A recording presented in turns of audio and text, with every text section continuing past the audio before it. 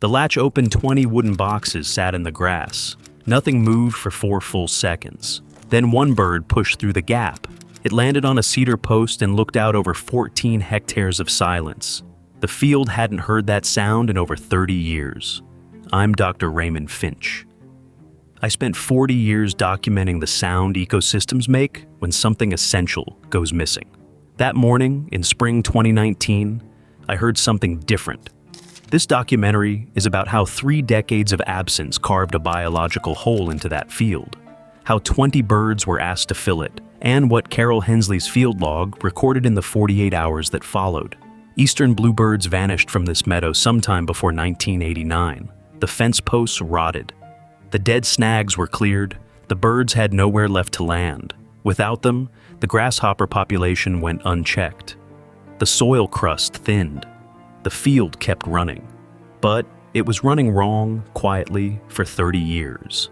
Carol Hensley, a volunteer field monitor with the Kentucky Department of Fish and Wildlife Resources, was stationed at the release site that morning. She logged the time, the temperature, and the silence before the boxes opened. Every reintroduction model predicted a slow start, 2 to 3 weeks before territorial claiming, longer before any nesting attempt. The birds had been in transit for 4 hours. They were expected to rest. Within 48 hours, all 20 birds had claimed territories. The first nest box already showed fresh grass lining, weeks ahead of any model's schedule. Hensley noted in her 2019 log that the birds behaved as though the field was already familiar. Not cautious, not exploratory, purposeful. Every corner of those 14 hectares was claimed before the second sunrise. What no model had calculated was what the field itself might still be holding. A structural memory written into the insects, the grass, and the soil that 30 years of absence had not erased. Drive past that site on a Tuesday in October, and you would see nothing wrong. Green open, gently waving, the picture of a landscape at rest. Carol Hensley's 2018 baseline survey told a different story entirely. The numbers she submitted to the Kentucky Department of Fish and Wildlife Resources were not the numbers of a resting system. They were the numbers of a system unraveling quietly, at its own pace, with no witness. Grasshopper densities across the site were running at 3 times the regional average. That is not a fluctuation. That is a vacancy, the space where a controlling animal once stood, now filled entirely by what it used to eat. And the caterpillar leaf strip rate on the oaks at the site's edge had doubled across 6 years. Not a single native bluebird territory had been logged on that land since 1987. 32 years of unchecked insect pressure, written into the bark of every oak on that perimeter. The collapse was not dramatic. It left no burn scar, no floodline, no visible wound. It happened the way most ecological failures happen, through absence, not event. The same pattern had printed itself across the region, in every direction you looked. In the Shenandoah Valley of Virginia, Eastern Bluebird breeding pairs had fallen below 40 per 100 kilometers of rural fence line by 2005. Old orchard corridors went acoustically dead, and grasshopper pressure on late-season cover grasses intensified within 3 years of their disappearance. Across Middle Tennessee's Cedar Glade system, nest site availability dropped by 67% between 1975 and 2000. The wooden posts rotted, the dead snags were cleared, and the territory anchors simply ceased to exist. In central Ohio's glacial Till Plain, volunteers with the North American Bluebird Society documented a 58% decline in occupied nest boxes between 1990 and 2010, and caterpillar defoliation of meadow forbs climbed in those same seasons to what local agricultural extension officers called a slow unraveling. Along the Blue Ridge Parkway corridor in North Carolina, territories held continuously for decades went silent after a single season of invasive shrub clearing removed the dead wood perch structure. The birds required a dead limb at least 2 meters above the ground to hunt from, and once that was gone, so were they. In Ohio alone, the occupied box count told the story in a single comparison.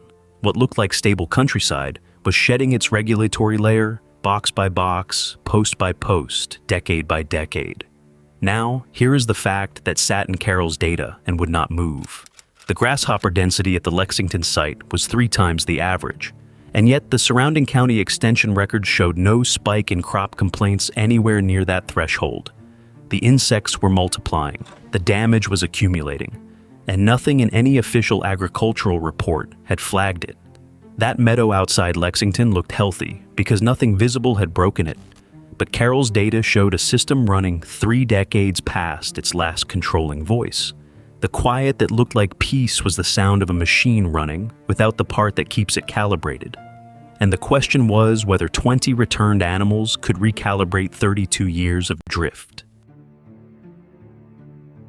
Before one bird landed, somebody had already spent a decade trying to fix that meadow the only way institutions know how, with a schedule, a chemical, and a budget.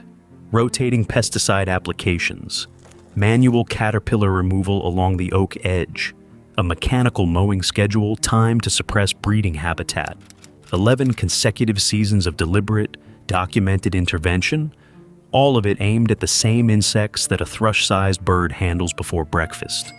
The Land Trust estimated the combined expenditure at just under $47,000 over that decade. That is not a rounding error. That is 11 budgets, 11 annual reports, and a field that finished each cycle closer to where it started than to where anyone wanted it. The spray cycles did produce a measurable result, modestly. Insect densities fell in the 2 seasons following the heaviest applications. Then, within 18 months each time, the population rebounded above pre-treatment levels. The oak caterpillar strip rates were unchanged by the end of year 11. Unchanged. Set those 11 seasons against what came next. By the second nesting season after the reintroduction, Carol Hensley's 2020 field log recorded a reduction in visible caterpillar activity on those same oaks that she described as a change I would have needed 3 more spray cycles to approach. 20 birds, no budget, no filed management plan, no spray schedule posted to a county extension office. The birds did not negotiate terms with the insects. They simply ate. The institutional resistance is worth sitting with. In late 2018, a regional agricultural advisory board formally reviewed the reintroduction proposal and recommended against it. The stated concern: insectivorous birds near a hobby orchard might redirect foraging pressure onto beneficial pollinator populations. There was no documented evidentiary basis for that concern, not for Eastern Bluebirds, which are obligate insectivores whose diet does not include fruit during active insect season. The board objected anyway. The reintroduction proceeded over that objection. They said 20 birds would not solve what $47,000 and 11 seasons of professional management had failed to solve. The birds did not know that. And the oaks outside Lexington, the same oaks that held 11 years of unchanged strip damage, quietly told a different story by the end of 2020. What Carol logged in the 2020 field report was not an anecdote. It was a controlled comparison. The same 14 hectares, the same oak edge, the same insect pressure measured before and after. The mechanism that produced those results in 2 breeding seasons, while $47,000 over 11 seasons could not, is the question the next chapter has to answer. Carol's 2020 log does not read like a conservation report. It reads like a physics ledger: cause, transfer, result, cause again. Each entry documents something the meadow did on its own, once 20 hungry animals were pointed at it. Every bluebird claimed a perch, a box post, a fence rail, a dead snag, and hunted from exactly 2 meters above the grass. Each strike covered a radius of roughly 15 meters of ground per foraging cycle, and that radius never stopped moving. 20 territories, 14 hours of daylight. That is a living detection grid running continuously over the meadow's central zone. Not a program, not a schedule, just hunger doing what hunger does across 560 hours of active foraging every month. By late summer 2019, Carol's SweepNet transects across the core 6 hectares showed grasshopper counts running below the regional average. It was the first time those numbers had dropped that far in the entire survey record for that site. With that pressure lifted, the blue stem along the field's south edge stopped being stripped at the root crown every midsummer. The grass simply grew. And by the second active foraging season, it grew differently than it ever had on record. peak stem height in the blue stem, stands ran 30% taller than any prior survey year. That extra height was not aesthetic. It was architecture. The low, dense structural cover, meadow voles need to move safely through a field. The voles arrived. Carol had not recorded them in 4 years of baseline surveys. Not transplanted, not lured, simply present once the field could hold them. A corridor existed. They used it. Then a pair of American kestrels appeared at the meadow's north edge, nesting in a dead elm Carol had walked past for years.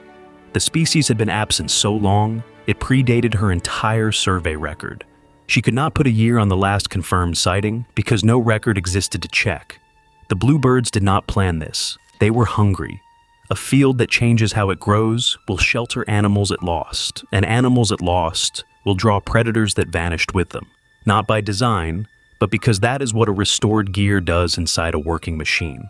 What Carol could not answer, and what her 2021 log flags without resolution, is why the kestrels located this particular elm within a single nesting cycle of the voles establishing runway corridors. The timing gap between those two events, measured across her entries, is under 6 weeks. No dispersal model she consulted predicted a response that fast. What arrived after the kestrels, and what Carol began tracking in a separate log she kept outside her official submissions, is where this story stops being a recovery and starts being something harder to categorize. Carol's separate log, the one kept outside her official submissions, begins with a single entry dated late spring 2021. 31 active nesting pairs confirmed, not 15, not 18, 31. The reintroduction model had projected a stable breeding population of 15 to 18 pairs. Contained within the 14 hectares the restoration team had prepared. The birds had other plans. 11 of those 31 pairs were nesting in cavities the team had never installed, never mapped, never intended. A rotted fence post on the orchard boundary, a gap in a wooden outbuilding wall, a natural hollow in the dead elm itself. That elm cavity is worth stopping at. The kestrels had nested there. Now, a bluebird pair occupied a section of the same trunk, a section the monitoring team had never surveyed. 2 species, 1 dead tree, a boundary nobody drew. The population pushed 200 meters east of the designated restoration boundary within 18 months. The habitat models had rated the scrubby hedgerow corridor out there as unsuitable. It was not unsuitable. The birds held territories in that corridor. They fledged young from it. A model's rating of unsuitable is only as good as the assumptions it carries in. And bluebirds do not read assumptions. The same landowner who had raised formal objections at the 2018 advisory board contacted the land trust in spring 2021. Bluebirds were nesting on his orchard property without permission. He was, in his own words, not opposed to it. There was friction, though. Real, documented friction. Nest boxes along the western fence drew intense territorial display activity each early spring, enough that a farmer moving sheep along that fence line logged repeated flock disturbances during peak display weeks. Carol logged the inconvenience without apology. The land trust rerouted the sheep access corridor temporarily. Nature returning is not nature being tidy. That rerouting is in the record, a real cost, a real fix, a real consequence of a system coming back to life. A recovery that stays inside its projected boundary and hits exactly its target number is not a recovery. It is a managed exhibit. The chaos is the proof. What Carol's 2021 log does not resolve, and what the Land Trust has not yet formally addressed, is what happens when the eastern corridor population finds the next hedgerow beyond it. The boundary was already 200 meters behind them. There is nothing to suggest they stopped. Beyond that hedgerow, the land keeps going, and so do the birds. Because that is what a restored system does when you stop asking it to stay inside the lines you drew for it. Carol Hensley filed her final monitoring report for the Kentucky Department of Fish and Wildlife Resources in autumn 2022. She had been logging this meadow for 3 consecutive years. Every visit, every box check, every unexpected cavity claim written in the same field notebook she carried on the first morning in 2019. What she documented across those 3 years was not a managed recovery staying inside safe numbers. It was a 14-hectare field, remembering 30 years of missing instruction and running hard to catch up. The grasshopper pressure on the surrounding crop margin dropped measurably. In the 12 months following the bluebird's second full breeding season, a cooperating agronomist recorded a 43% reduction in invertebrate pest load across the adjacent 6 hectares, without a single pesticide application. That number did not come from a model. It came from a man walking his field edge with a sweep net, counting what he caught. Biology doing exactly what biology has always done, the moment the one missing piece was put back. This is the part that made me stop and reread the field notes. Not the breeding numbers, not the territorial spread, but the silence Carol described on that first morning in spring 2019. She logged the temperature, the time, and the absence of song in a meadow that should have held it for decades. Then 20 birds arrived, and within 48 hours, it was gone. The silence, I mean. That meadow outside Lexington did not recover because 20 birds were placed in it. It recovered because the one thing it had been missing for 30 years was finally given back. The system remembered what to do with it. That is not hope. That is biology. Drop your region in the comments below, and name one species you have personally watched disappear from your area during your lifetime. A bird, an insect, a sound you used to hear on summer evenings that is simply gone now. And yes or no in the comments. Have you ever seen something come back that you were certain was gone for good? Because if the answer is yes, I want to hear that story. Share this with someone who still believes the damage is permanent, because the evidence, field documented and measurable, says otherwise. I'm Dr. Raymond Finch. I'll see you in the field. Next, peregrine falcons returned to the limestone bluffs above the Illinois River, and nest monitoring recorded a 340% increase in cliff nesting activity within 5 years of the first pair's arrival. The Illinois Department of Natural Resources formally opposed expanding the nesting zone into an active recreational climbing area in 2003, and held that position for 6 years, while the falcons simply nested where the rock face suited them. What that resistance could not account for was the way the falcons' return began reorganizing the river's mid-air food web in a direction no management model had anticipated. That reorganization is where the next film begins.